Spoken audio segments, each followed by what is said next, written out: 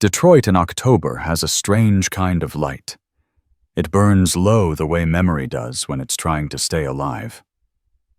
Inside my workshop, the saw was quiet, and the air hung heavy with dust that shimmered like ash in sunlight. The clock ticked. The house waited.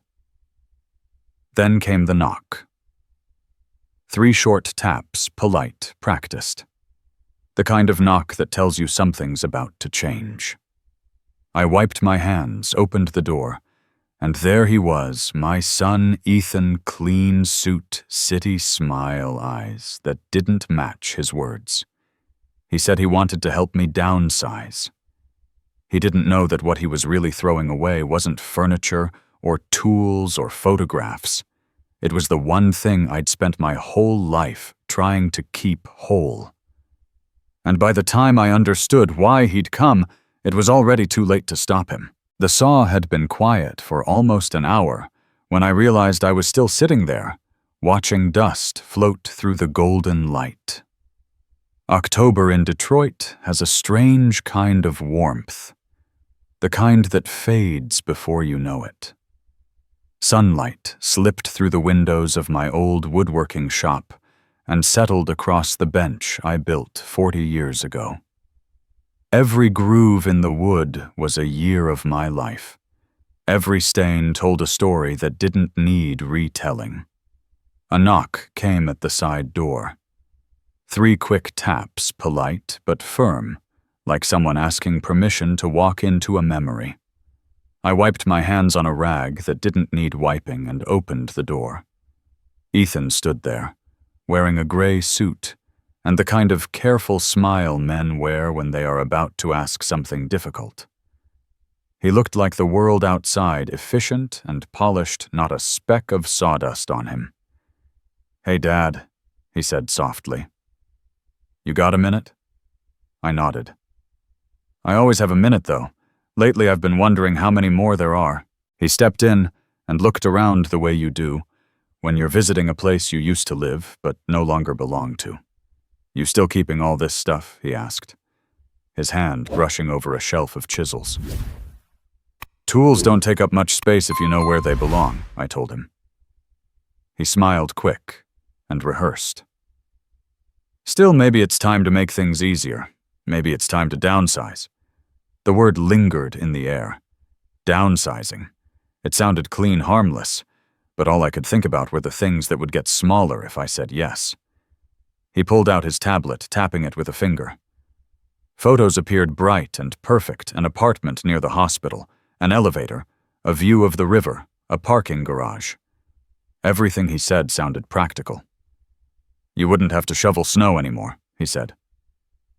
I looked at the pictures. Glass? Steel? No wood anywhere. It looked like a place where nothing aged long enough to matter. "What about this place?" I asked. "There's a buyer," he said, hesitating just long enough for me to notice. "Some non-profit group. They want to buy the house and turn the workshop into a trade center. They'll keep it how it is, teach veterans and kids, that kind of thing." "That right?" I asked. "Yeah," he said, nodding too fast. "They'd preserve everything, legacy and all. Legacy." He said it like it was a sales pitch. We sat there for a while in the quiet. The clock on the wall ticked in slow, patient seconds.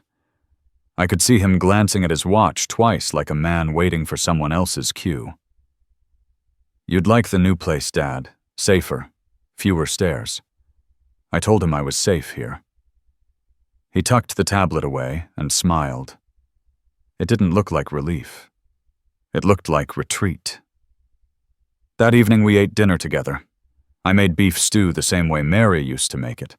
He said it was good, but his voice was distant, polite.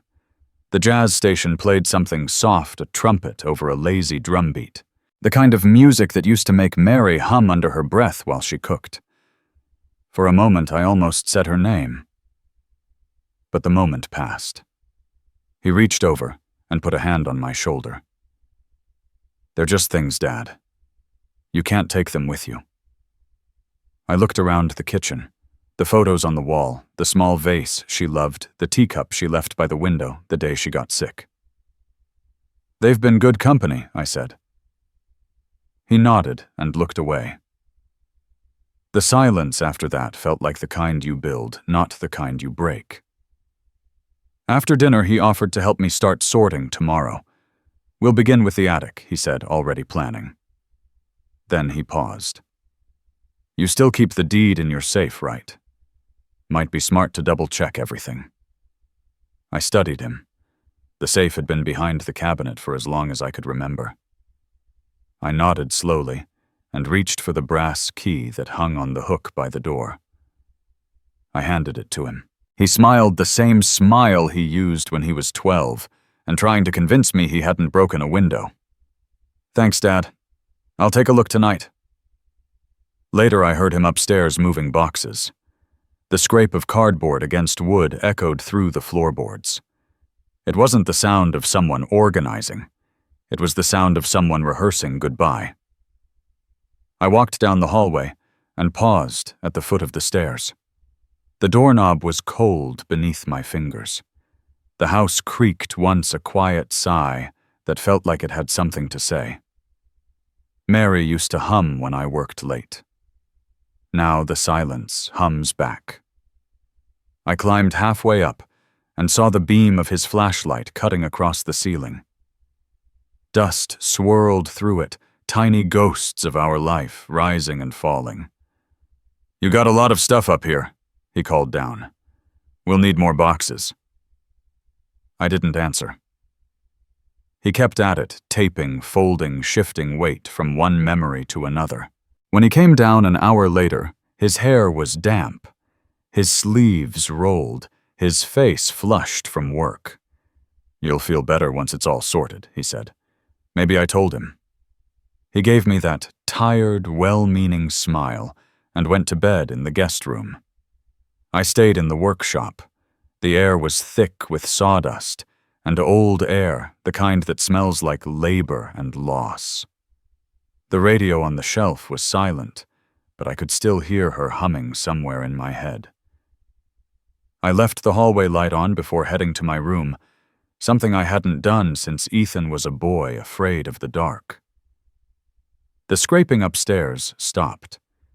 Then came a faint click, soft and sure, like a door closing where no door should. It was probably the safe. I told myself that was fine.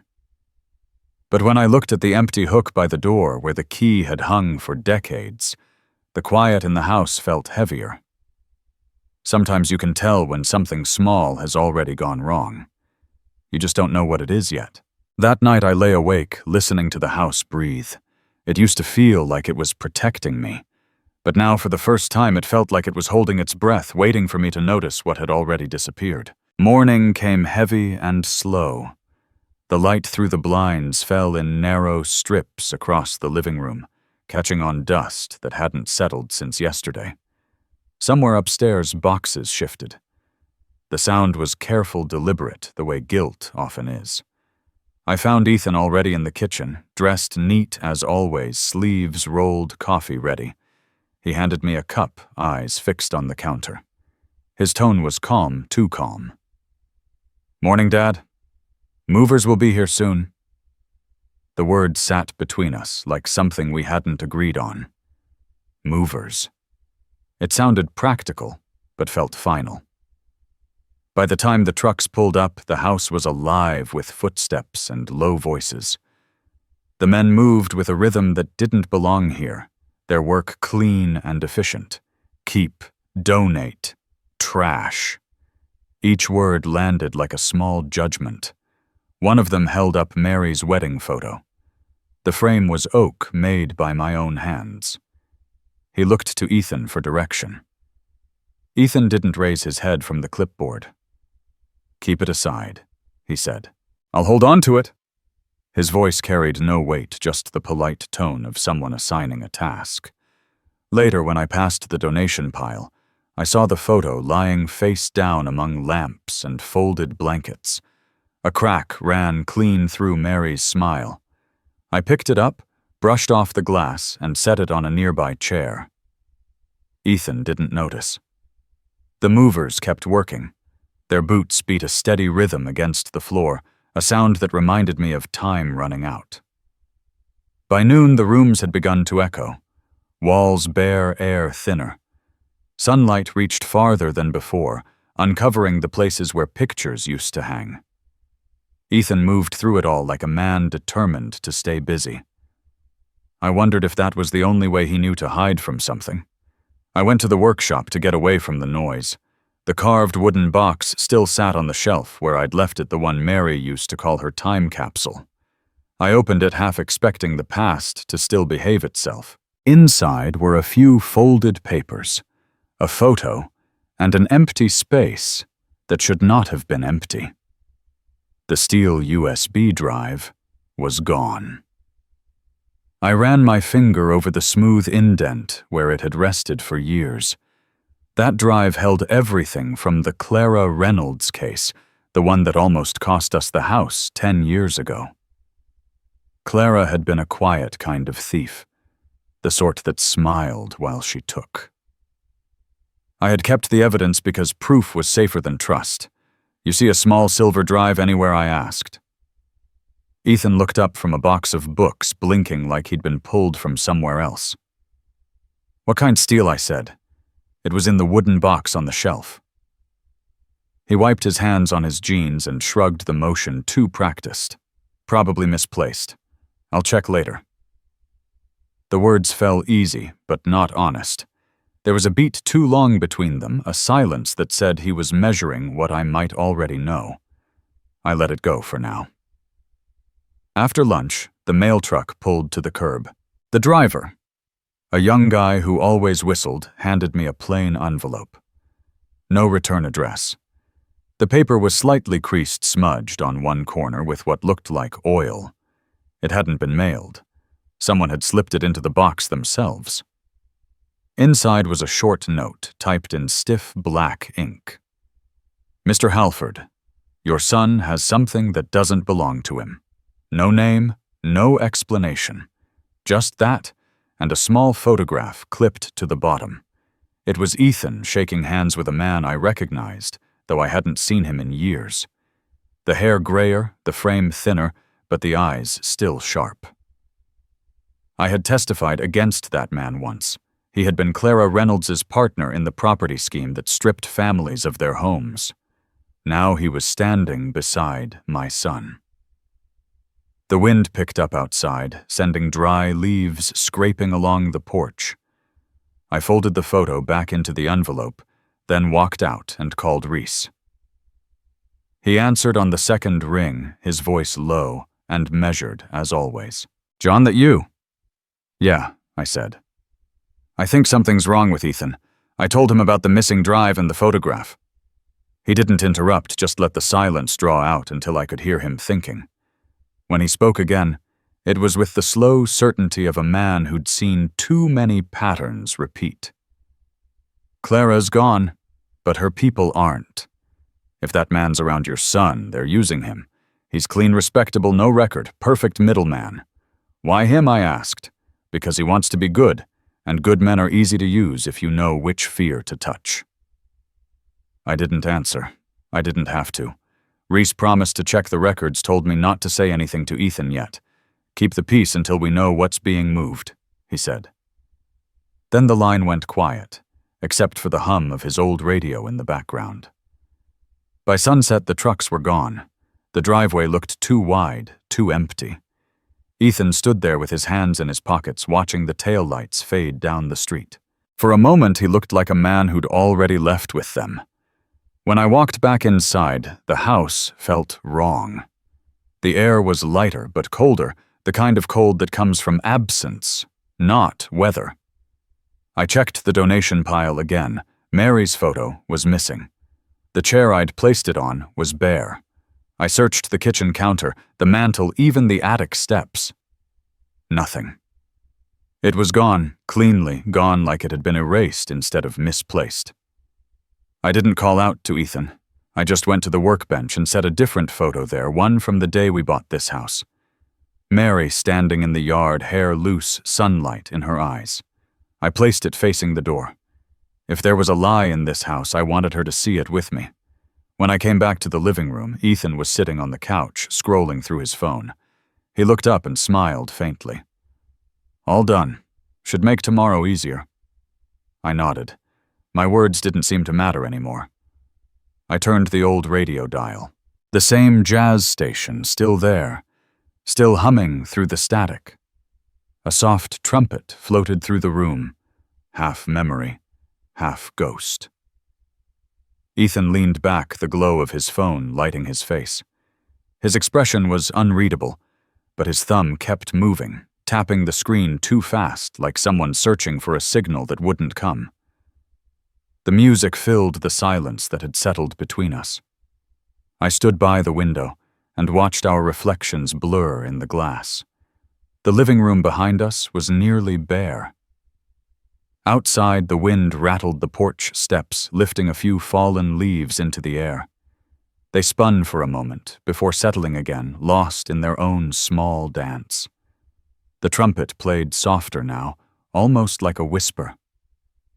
I thought of Mary, of the nights she would hum along, keeping rhythm without effort. "Son," I said under my breath, "are you cleaning the house or wiping yourself away?" He didn't look up. Maybe he didn't hear. I stayed there until the record faded out. The room seemed to expand around me, hollow and wide. For the first time, I could hear the echo of my own breathing. The house was quiet, but not peaceful. It was the quiet of something that had been disturbed, the kind that listens back. And as I turned off the light, I knew this wasn't about boxes or memories anymore. Something else had shifted, something I couldn't name yet. The house wasn't just losing its things, it was losing its truth piece by piece, one box at a time. The morning after was quiet, in a way that felt deliberate, as if the house itself was waiting to see what I would do next. I stood by the window with a cup of black coffee, watching light slide over the workbench. The air smelled faintly of polish and sawdust, a mix that always reminded me of Mary's hands. Ethan walked in holding a folder. He looked sharp, too polished for a man who'd barely slept. His smile was small, rehearsed. He set the folder down on the table like an offering. It was thick, printed on bright white paper, with a gold and blue logo that read Community Rebuild Initiative. He said they wanted to buy the house and keep the workshop, turn it into a trade school for veterans and kids who needed a skill. He said the deal was generous, that the offer would close quickly. His voice was steady, but there was tension in his shoulders. I opened the folder and scanned the terms. Everything looked right, every paragraph smooth and reasonable. Maybe too smooth.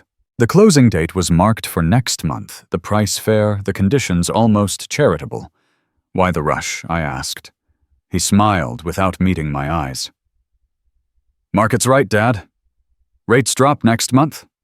We could lose the buyer." There was a flicker behind his calm, something nervous, like he was hearing a countdown I couldn't. When he left for a call, I picked up the phone and called Reese. His voice came through the line, rough and low. "Look into a group called Community Rebuild Initiative," I said. "Give me an hour," he replied. I spent that hour walking through the house. The walls looked strange without the photos. Light hit the empty spaces where frames used to hang. Dust lines remained like the outline of ghosts. I ran my hand along the woodwork, checking for the small cracks that spread before a collapse. When the phone rang again, I already knew what I'd hear. "Shell Company," Reese said. "Registered in Nevada. Same P.O. box as 5 other entities. Whoever owns it doesn't want to be found." It didn't surprise me. Perfect things never hold. That evening, Ethan came back with dinner and a restless energy. He saw the folder still open on the table. "You read it," he said. I nodded. "Looks legitimate, doesn't it?" "So did Clara's paperwork once." He froze for half a second before forcing a laugh. "Dad, that was years ago." Later, I said. He nodded, quickly, relief flashing across his face, though he didn't realize I had just marked his pause. Later always means a door closing. After dinner, I found him in the living room, standing by Mary's photo again. The cracked glass caught the lamplight. His hand hovered over her face as if trying to smooth the fracture. I watched from the doorway, waiting. He said softly that he was only trying to do right by me. I wanted to believe him. I wanted to believe he still knew what right meant. Later, he came into the kitchen with that same thin smile. "The buyer's rep wants to meet you," he said, "just to go over details." He set the laptop on the table and adjusted the screen. The glow hit his face, pale and tense. Then a man appeared on the other side. Middle-aged, calm voice, clean white shirt. Behind him was a bright classroom filled with tools and a banner that read, "Veteran Rebuild Program." He spoke warmly, like a man who'd spent his life earning trust. Said he admired what I'd built. Said they wanted to preserve it to honor the legacy of craftsmanship and community. Every word sounded polished, practiced like a script worn smooth. When the call ended, Ethan exhaled hard and leaned back. I told him I'd have Reese confirm the organization. He nodded too fast, then turned away. I picked up Mary's photo from the table, meaning to clean the glass, but Ethan had already turned it face down. Maybe he was tired. Or maybe he couldn't stand her looking at him that way. Later that night, Reese called again. His tone had lost all warmth. "That voice on the call," he said. "I ran it through a voice analysis database used in fraud investigations. The match came back 98%. The man's name is Russell Haynes. He worked with Clara Reynolds 15 years ago." The words settled heavy in the air. I didn't answer. "You need to be careful," Reese said. "If your son's tied up with them, this goes deeper than a real estate deal." After he hung up, I sat at the table and looked at the folder again. The paper gleamed under the lamp. The ink smelled new, like something printed too quickly. A few minutes later, I heard the creak of the workshop door. Ethan thought I'd gone to bed. I stood in the hallway, watching. He moved quietly, touching the workbench, his hand brushing the tools like he was saying goodbye to them. Then I heard him whisper. I couldn't catch the words, only the tone. "Regret has a sound." When he turned and saw me, he froze. "Couldn't sleep," I said. "Neither could I." He looked at the empty space where the USB used to be. I thought he might mention it, but he didn't. Instead, he said they needed my signature soon. It would protect the property, make sure the workshop stayed in good hands. "Who did you promise that to, Ethan?"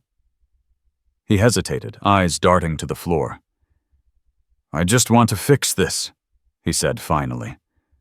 His voice cracked on the word fix.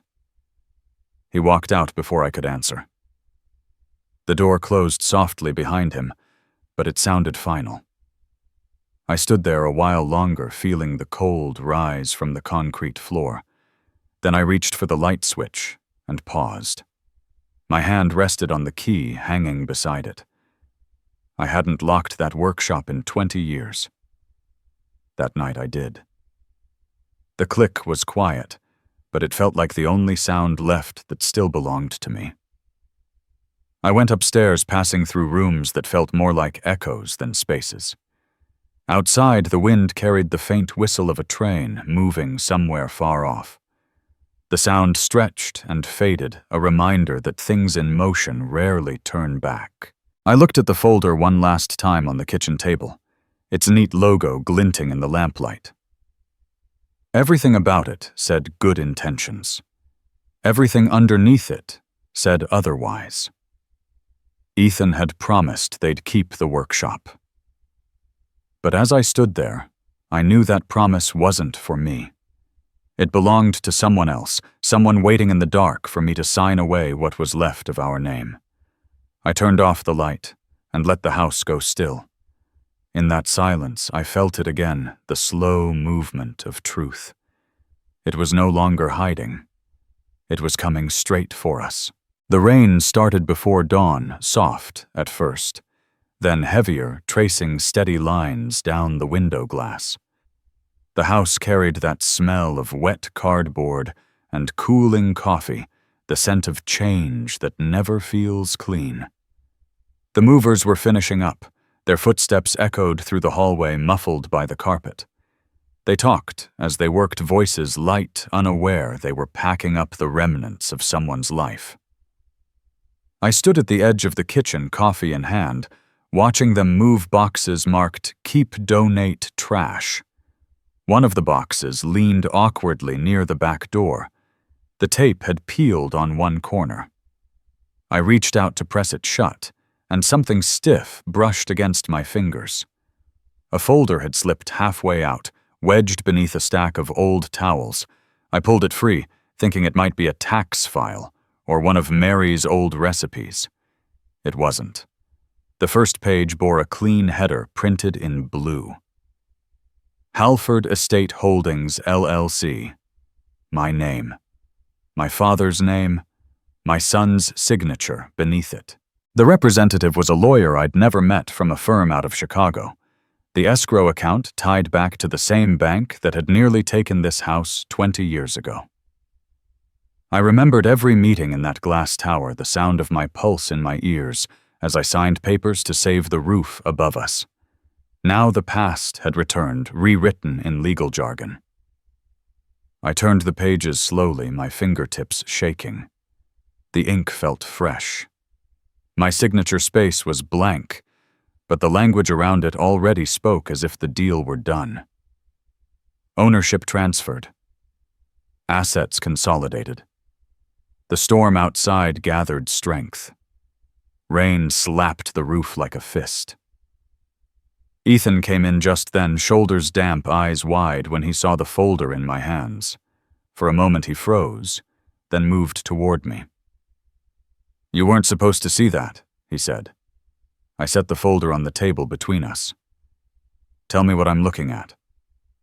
He rubbed his temple, his jaw tightening. "They made me move the assets under the holding name, just until the transfer clears. If I don't, they'll come after you." His voice cracked on the word, "you."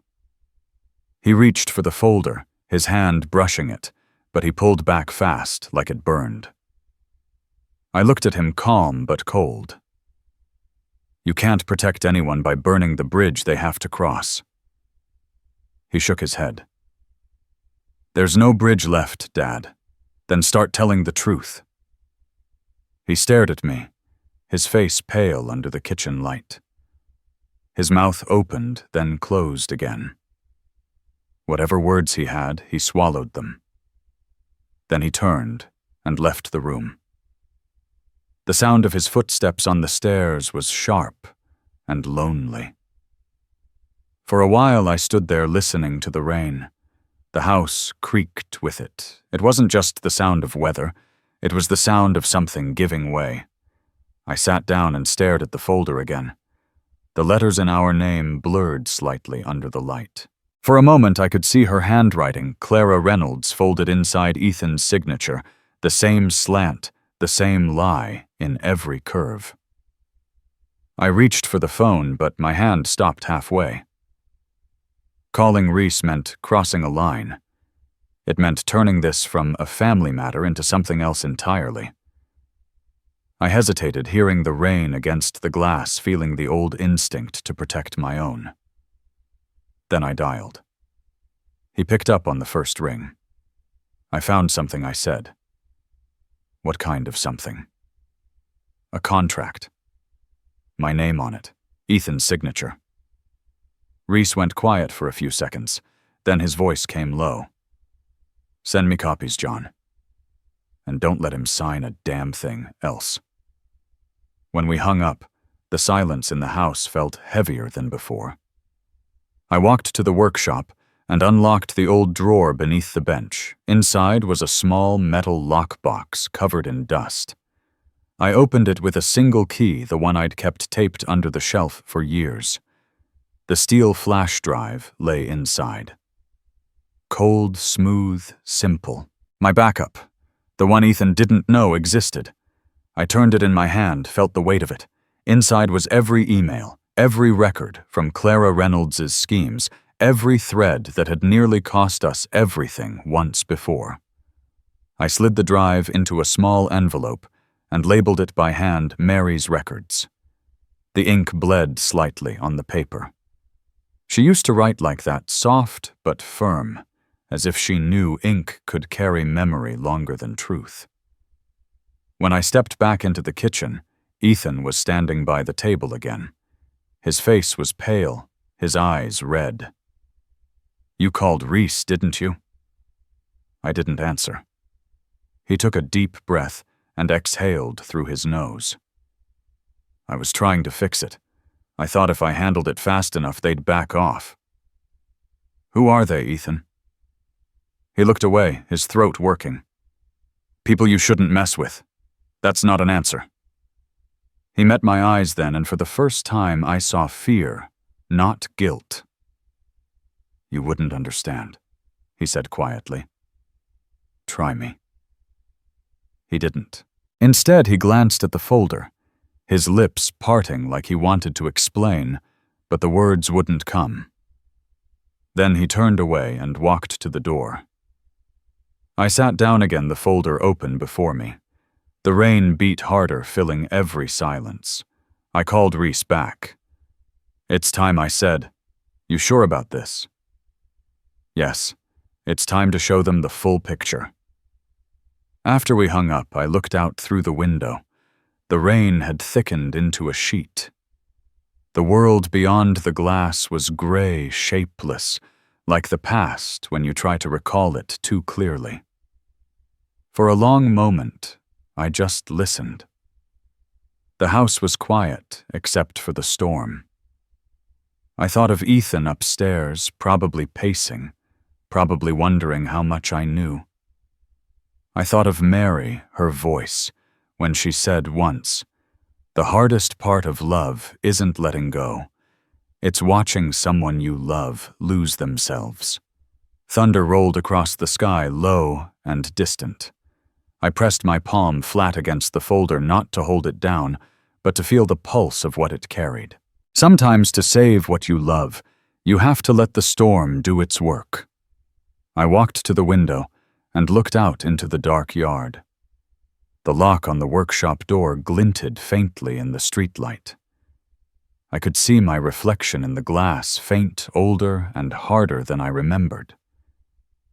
Then I turned off the light. The rain grew louder, steady, and certain, filling every corner of the house. It was the only sound left that didn't lie. The rain had not stopped since dawn. By the time I reached the Route 41 diner, it had settled into a steady rhythm, tapping the metal awning like a patient clock. The neon sign buzzed and flickered in the mist, painting the puddles red and blue. Inside, the windows were fogged, and the air smelled of coffee-wet coats and frying grease. Ethan was already there, sitting in the corner booth by the window.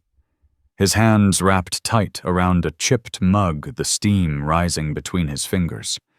He didn't look up when I slid into the seat across from him. The waitress passed by, topped off our cups, and left without a word. The silence between us was the kind that pressed on your ribs. He finally said, "Dad, I messed up." His voice was low and worn, the kind of sound that came from someone who had been carrying too much for too long. He stared down at the coffee, as if the answer were in the reflection. "It's Janet Price," he went on. "She's one of Clara's old associates. She found me through work, said she was part of some restoration fund, helping small business owners recover lost equity. She knew everything, the house, the shop, even your bank. She said she could make it all go away if I cooperated." His thumb traced the rim of the mug, scraping it again and again over the same chipped edge, as if he could sand down his guilt. "When I signed the first papers, I thought it was harmless, just a holding agreement. Then she called again. Her voice had changed. She said if I didn't move the assets, she'd expose something. Expose what, Ethan? He looked up, and for the first time I saw the boy I used to know, the one who stood outside in the rain, waiting for me to forgive him for breaking a window. His lips trembled. She said she'd tell everyone I'd laundered funds through my company. She had fake records, Dad. Emails, transfers, signatures that looked real. I didn't know how to fight it. I thought if I kept her happy long enough, I could find a way out before you ever knew.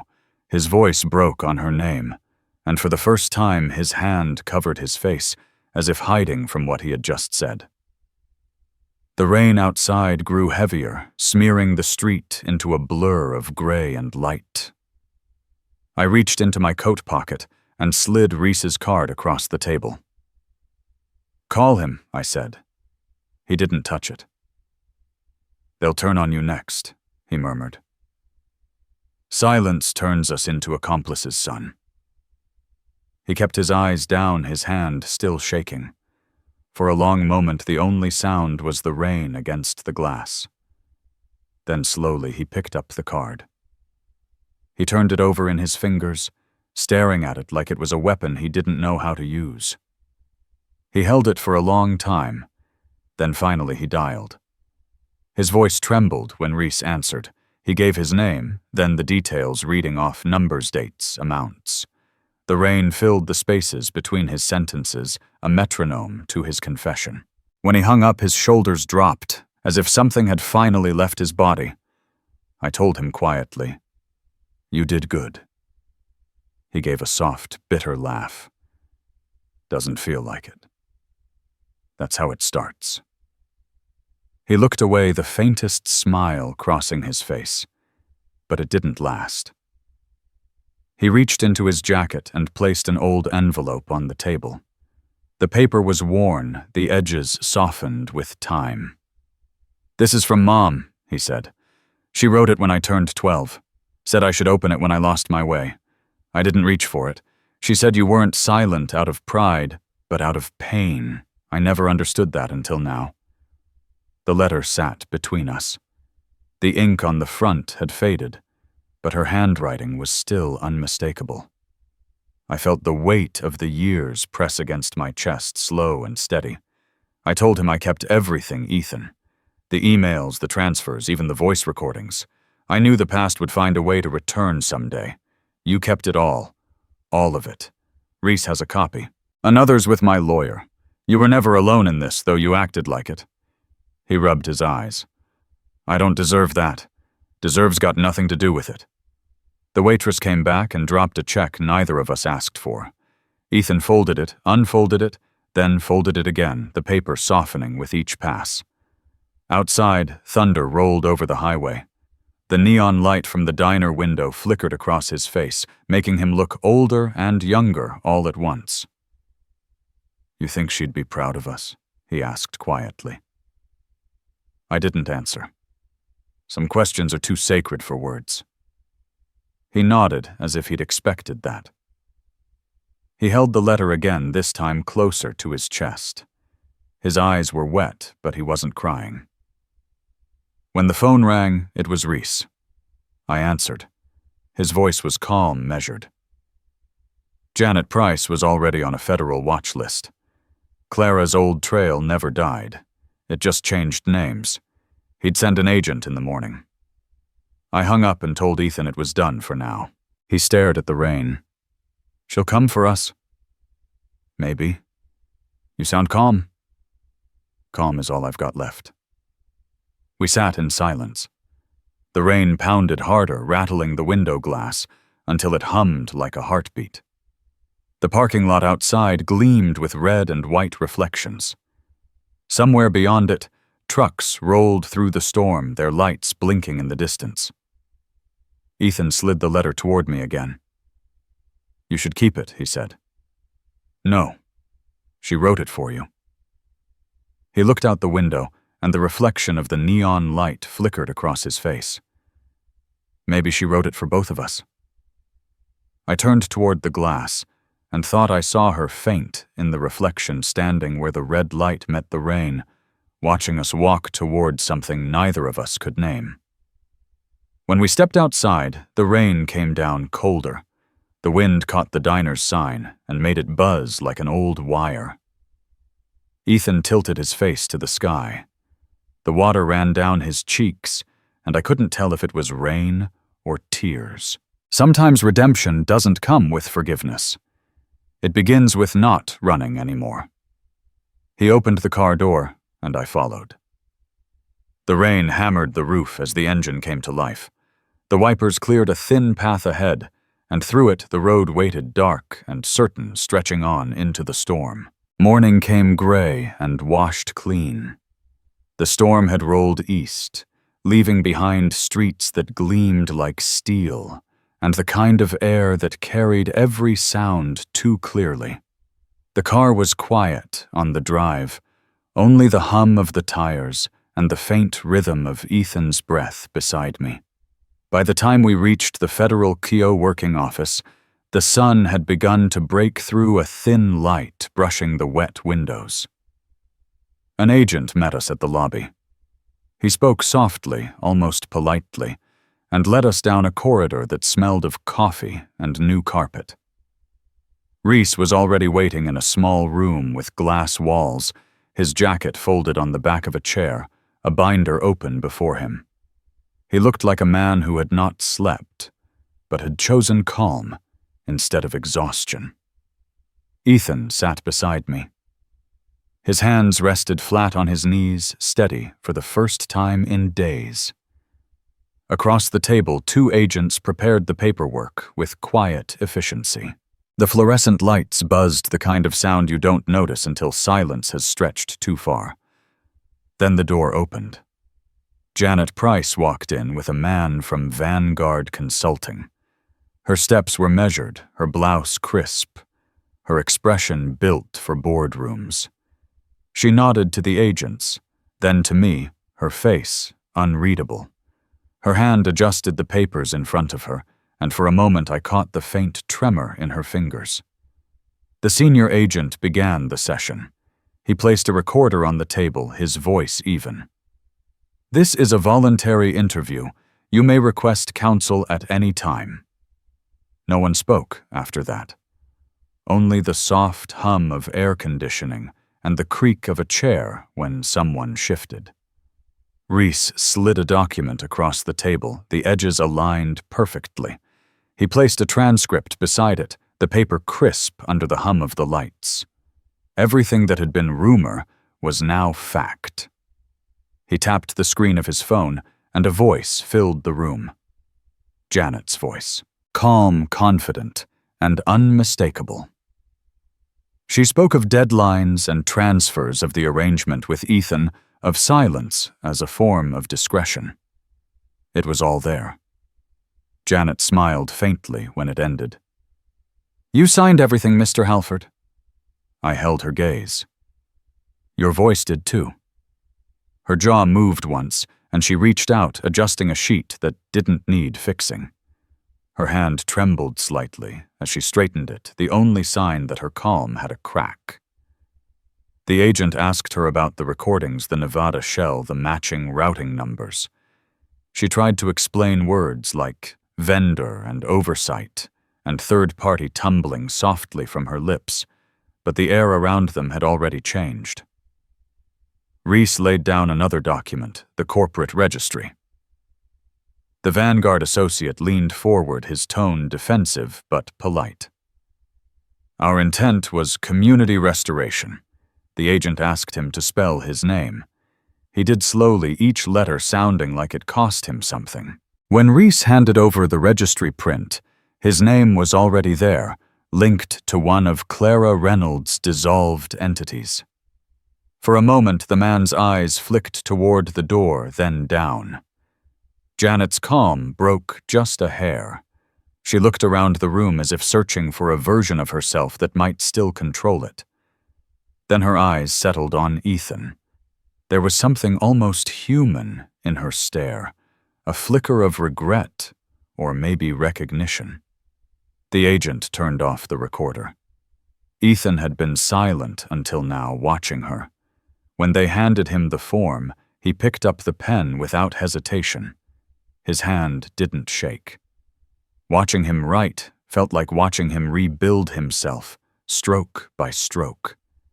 He listed everything he remembered, every call, every file, every pressure. The pen moved steadily across the page, his back straight, his jaw set. When he finished, he signed his name and handed the statement forward. He didn't look at me. He didn't need to. Janet sat perfectly still. The agent pressed play on the audio again, and for the second time her voice filled the room. This time she listened. No excuses, no explanations. When it stopped, she swallowed once, then looked down. The agent stood and thanked everyone for their cooperation. He asked Janet and her associate to step into another room. She gathered her folder still composed, but when she reached for her pen, her hand brushed the table's edge and the pen rolled away. She didn't pick it up. When the door closed, the air felt lighter. No celebration, no relief, just quiet acknowledgement that something irreversible had happened. The younger agent took Ethan's statement and placed it into a folder with care, as if it were fragile. He told us they would be in contact, that next steps would move quickly. His tone was procedural, but his eyes softened when they met Ethan's. Reese leaned back, his shoulders dropping for the first time all morning. He caught my eye and gave a small nod. No victory, just completion. We left the building together.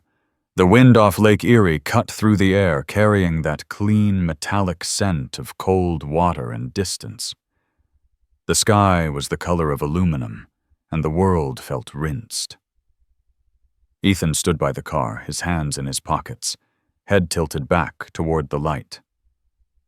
"I thought revenge meant getting even," he said quietly. "Real revenge is making sure the wrong doesn't repeat." He nodded, and for a second there was something lighter in his expression. Not happiness, but release. Reese came out a moment later, tightening his coat. He told us things were in motion, that an agent would confirm the statement details soon. He didn't linger. He touched my shoulder, then Ethan's, and headed back inside. The drive home was quiet. Detroit slid past the window in fragments of color and movement. Workers outside a diner sweeping water off the curb. A man carrying coffee for two. The world had resumed its rhythm. Ethan watched the passing streets, his reflection faint in the glass. "I thought telling the truth would feel like falling," he said. "It usually feels like standing still for the first time." He turned slightly. A small, grateful sound caught in his throat, but he didn't speak again. When we reached home, the air inside smelled faintly of dust and rain. The maple tree outside the window was still dripping.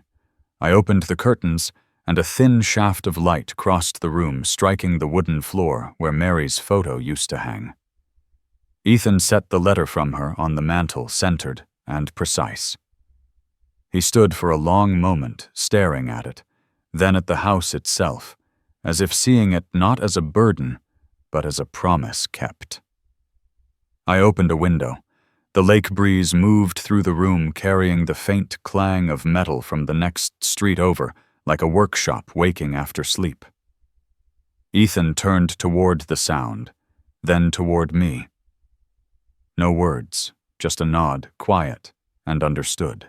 The light shifted slowly across the floorboards. Outside the maple shed, a few more drops, soft against the earth.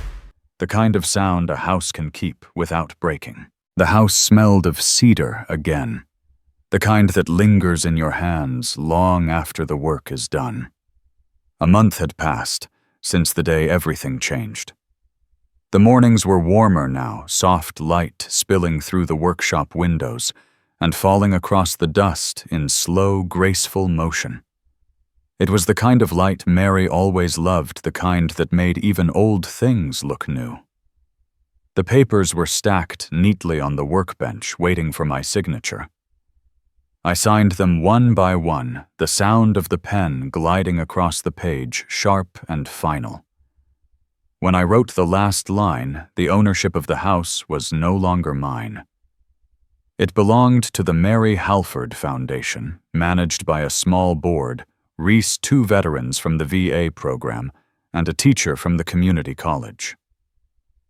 When the notary folded the papers and placed them in her briefcase, I felt a quiet shift inside me. The house hadn't been taken from me. It had been set free. Ethan leaned against the doorframe. Sleeves rolled up a thin smile, tugging at the corner of his mouth. He didn't say anything until the woman left. Then he walked over, placed a check on the table, and said he had sold part of his company. Enough to fund the first year's classes. His voice was calm, steady, without that edge of guilt I used to hear. It felt like he had found his footing again. Later that week, the first group arrived. 6 people, mostly veterans, a few local kids trying to learn a trade. Their boots scuffed the floor, their voices soft but eager. Ethan introduced himself, his tone even respectful. He told them sometimes what you need to fix isn't the wood, it's the hands that shaped it. No one replied, but the silence in that moment carried more weight than applause. I stayed in the back of the room, watching him move between the benches, showing them how to measure, how to trust the line of the grain before the cut. His hands were sure, his posture patient. I could almost see the boy he used to be standing beside him, all knees and elbows, too eager to prove himself. When class ended, I walked outside for air. The street smelled faintly of oil and early spring.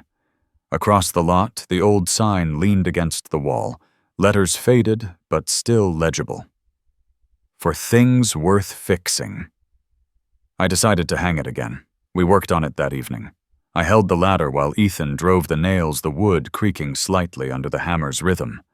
The light from the workshop spilled across his shoulders, gold against the fading blue of twilight. When it was done, we stepped back together.